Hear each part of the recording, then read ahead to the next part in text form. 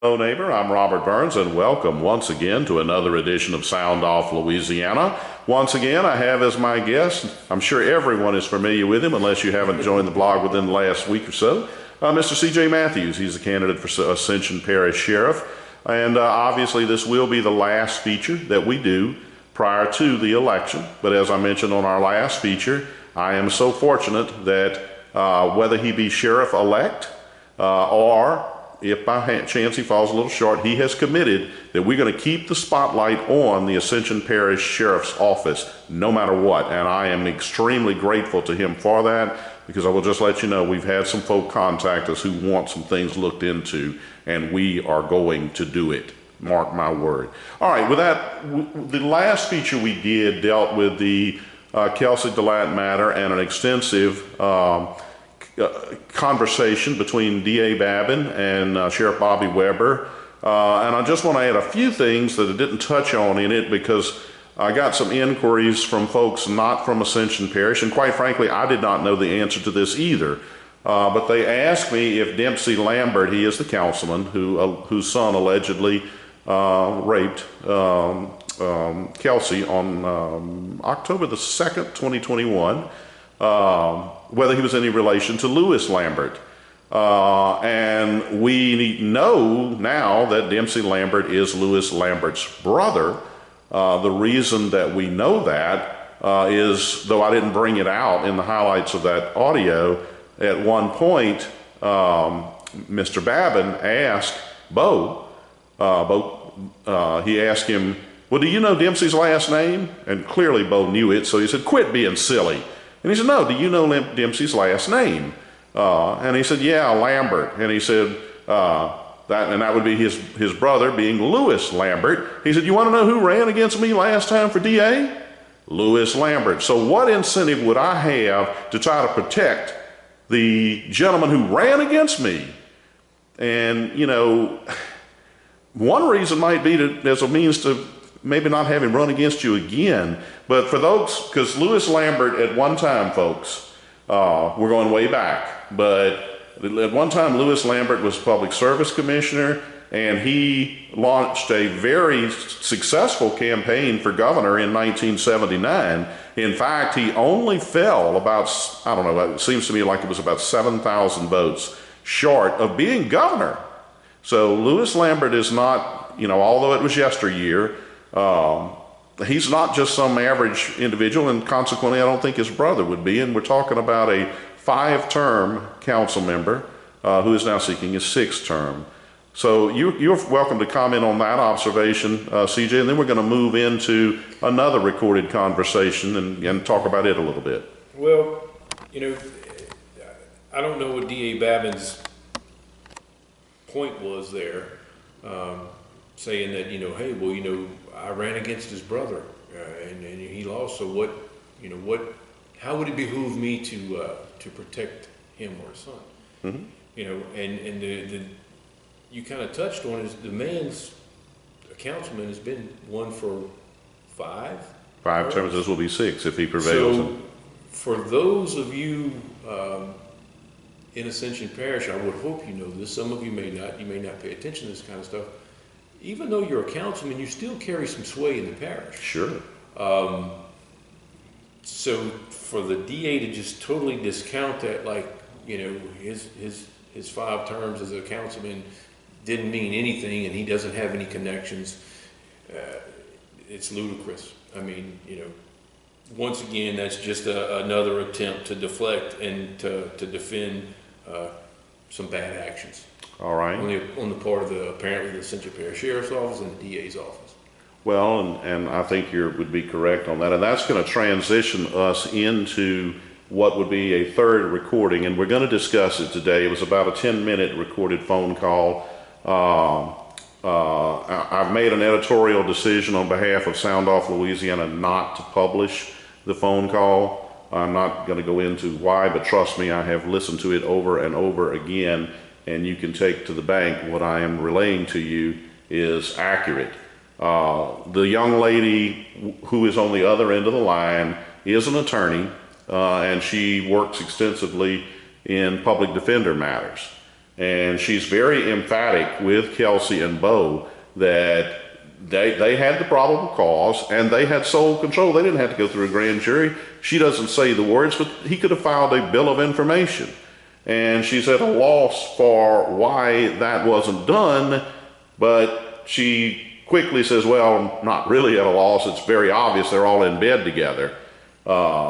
And that's one of the key reasons I honestly don't want people to recognize her voice. I want her anonymity to, I've made that editorial decision because I think the things that she said in there are incredibly revealing about what she is stating looks to have transpired here.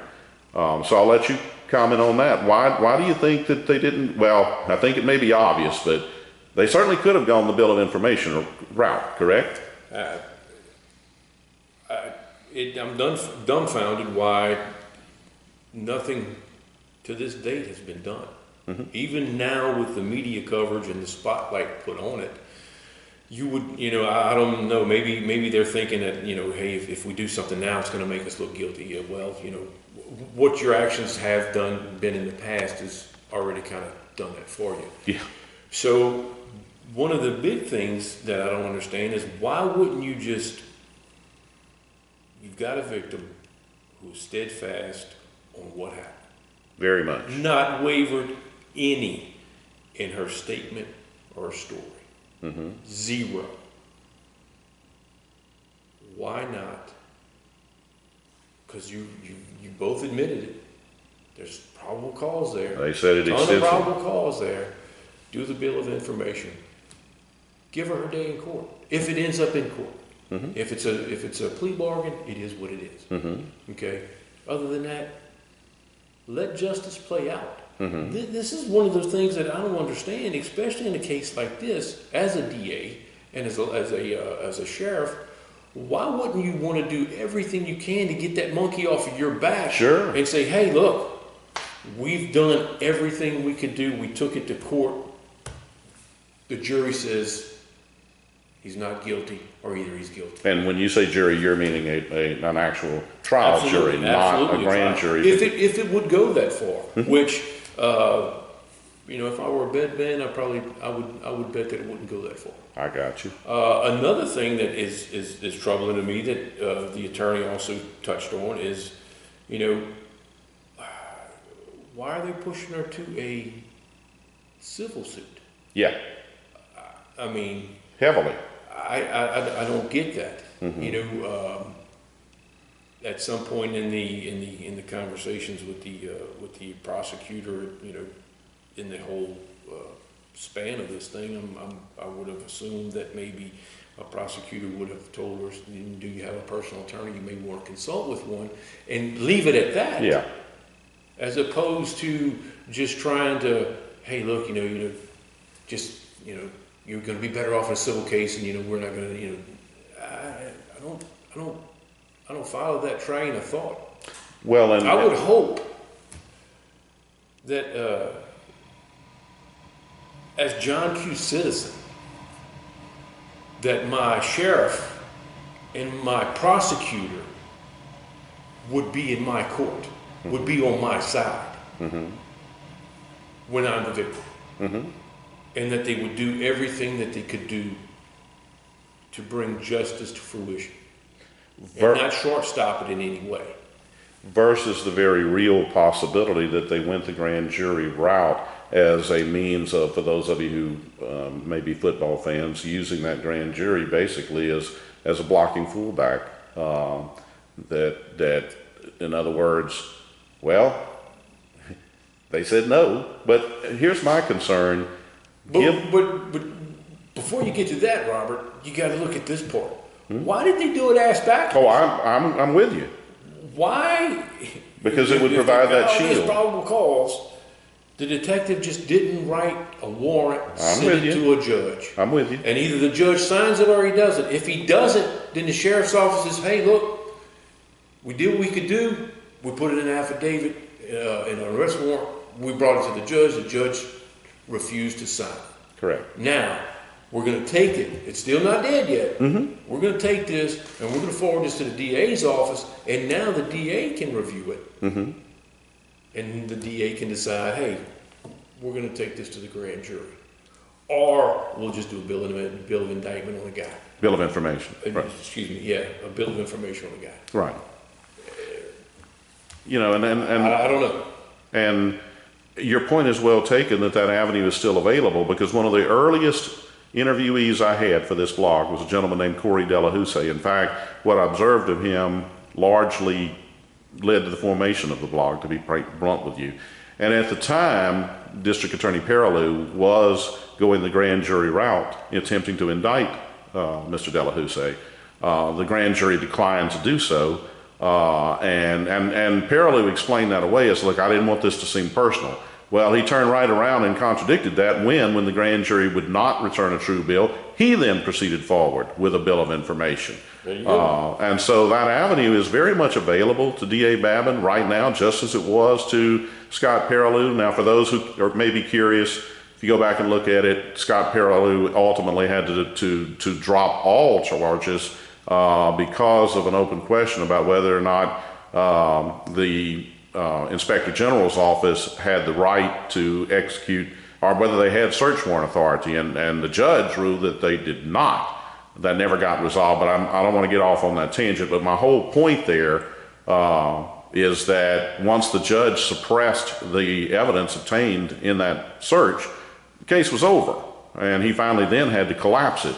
But just like Perilloux went forward with a bill of information, that avenue has been and remains available to D.A. Babin. Many of the things that Mr. Babin said in that audio, and I put a lot of them in the highlight, but there were a lot of other things that just that just openly make you wonder what is the deal here. So I guess we can. This is, and by the way, just for full disclosure, they ultimately did not pursue the civil route. I'm correct on that. Correct. You know, they didn't. You know, lawyers are expensive. They are very expensive, and there was also a statement made by the attorney that they spoke with, and I found it through the denial of my public records request. That attorneys, for some reason, especially in the Ascension Parish area, they're extremely reluctant to file suit against anyone related to law enforcement. And that was brought out in that was absolutely brought out in this audio that we're opting not to publish, mainly because I want to protect the young lady, because she was very candid in assessments that she made, and I'm very appreciative to have that. But I'm not saying that everybody needs to sue the police, but you know,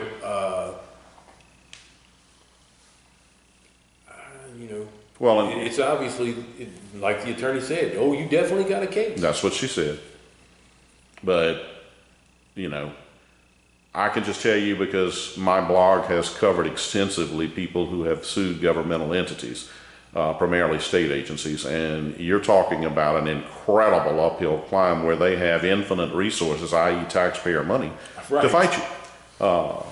And I'm just telling you, I could cite, I'm not going to, but I could cite one after another who, if they could rewind the clock, would say, oh, get me out of this. So it's not as easy as just wham, bam, thank you, ma'am.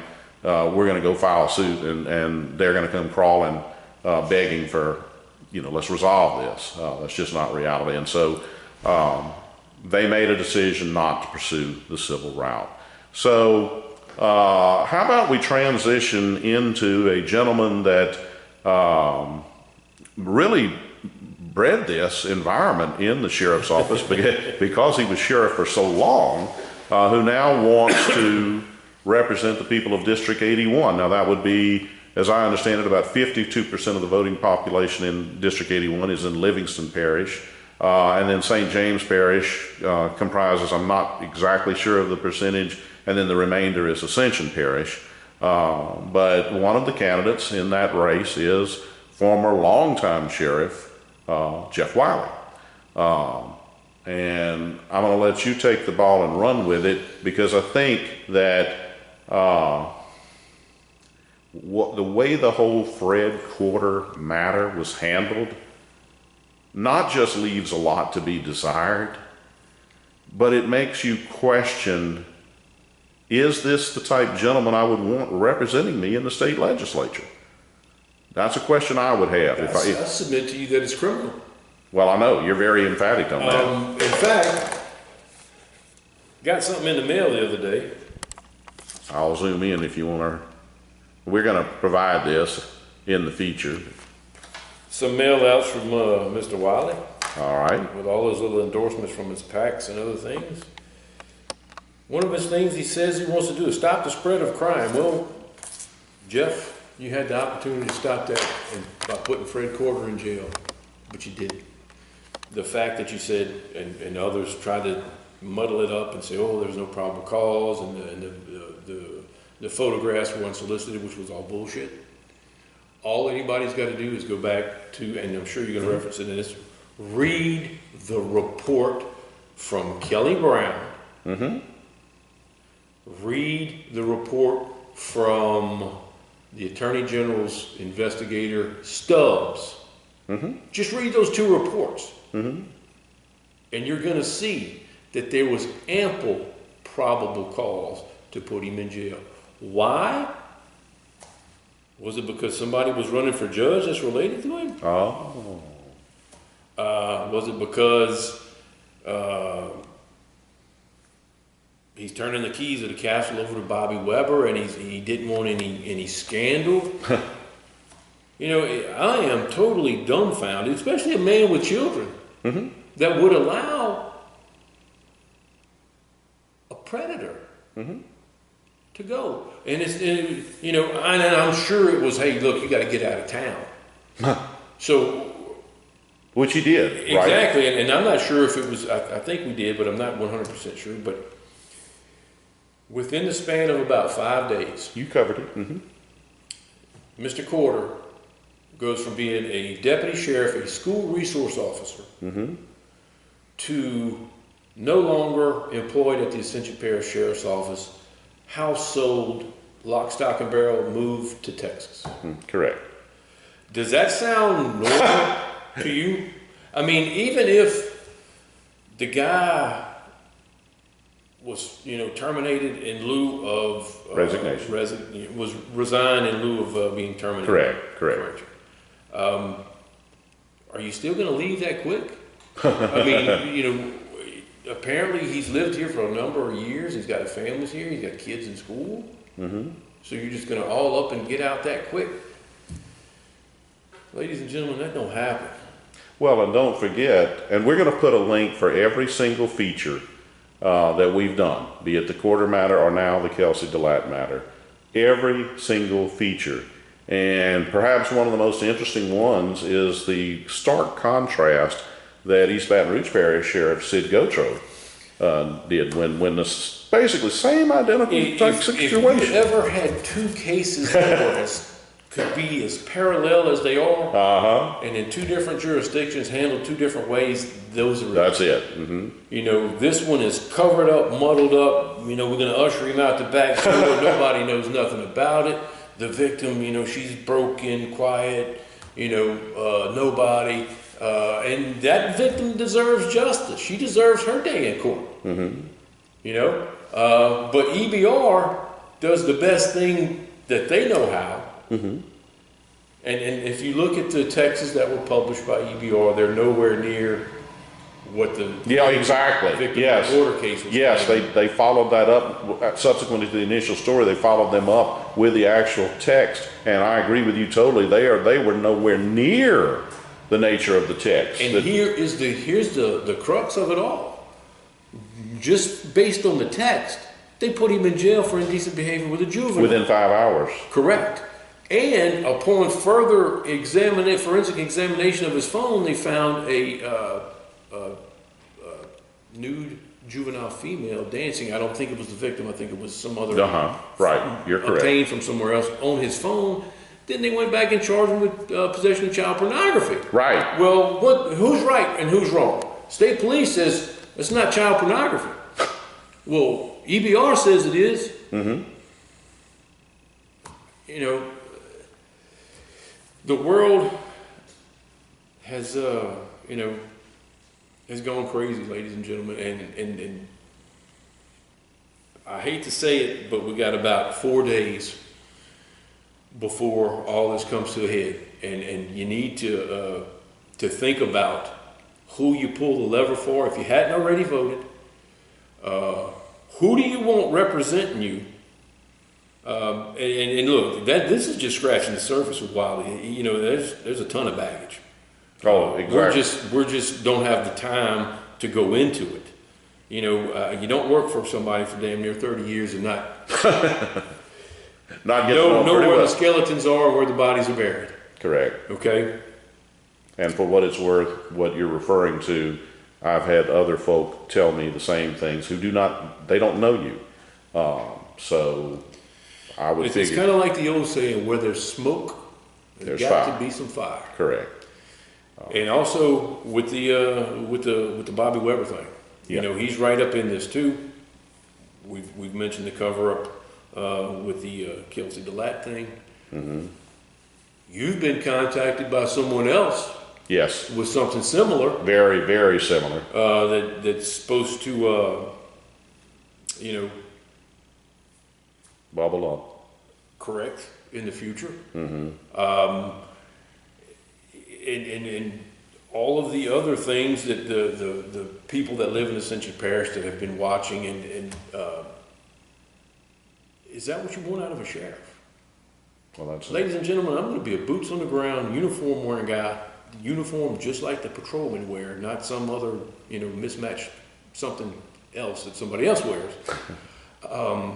And I'm going to drive a march unit. I'm going to be out there. I'm going to enforce the law because I become the sheriff. I'm not going to just sit back in an office somewhere and, you know, control levers and buttons and this and that and the other. I am going to work shoulder to shoulder with those men and women, and we're going to get it done. So if that's what you're looking for in a sheriff, and I'm going to tell you like it is, I'm going to shoot you straight. I'm not going to hide anything from you. There's going to be more transparency than you can stand from the Ascension Parish Sheriff's Office with me at the helm. And if that's what you want and that's what you're looking for, you need to vote for me. Otherwise, you're going to get the same old, same old. You know, here's the saying: you cannot leave the people who created the problem in charge of the solution. Hey, that's a good And expect a different outcome. Can't do it. Correct. Well, as everyone knows, the election is coming up. From what I'm told, in fact, I've read several articles that indicate that early voting is down about 30% from what it was 4 years ago, and they attribute that to a very lackluster top of the ticket, i.e. the governor's race. But we will know in about, what is today, about 5 days, we will know for certain. The results will be fully in. This is only a two-person race, so common sense dictates there will be a victor on Saturday night.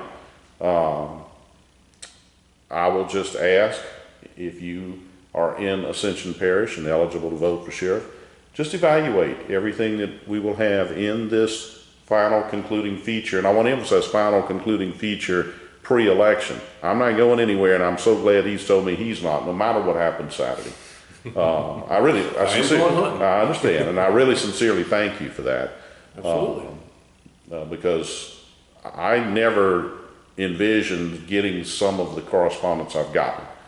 And I commend those folk for making that correspondence, and going to pursue it. Like I said, it will bubble up. And when it does, we're going to be there to cover it. So thank you. And this is what you need to think of, ladies and gentlemen, what he's talking about right now.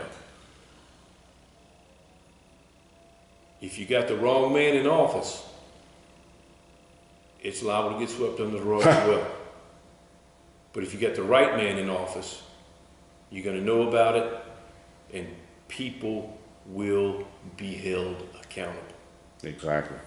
That's the key thing. If in evaluating everything we're going to put on this post, and when I say everything, I'm talking about all the prior links. Now, I will admit that if you took the time to go and review them all, you will be spending a lot of time. That's why when this gentleman first came to me with all that he had, I said, look, we're going to have to break this up into quite a number of segments. And that's what we did. But each segment, each link for each segment has the supporting documents. And no one's ever challenged them. Not no in one, the least. No one has ever challenged those documents. No one. Not even not challenged them, Robert.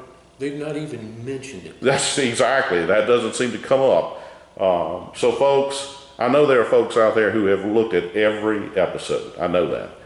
And I want to thank you for your dedication. Whatever way the election goes, the election goes. But the sun is going to rise on Sunday morning. Absolutely. Either God is in control. God is in control, and you will either be sheriff-elect or be ready to say, all right, the spotlight's going to get a lot brighter. Thank you so much for all of these series, and I'll say adios for now. I'm going to wish you the best of luck because it's clear who I would be voting for if I was eligible to vote in Ascension Parish. And let's just look forward to October the 15th. Absolutely. And let the chips fall where they may. That's right. Thank you once again. Thank you, sir.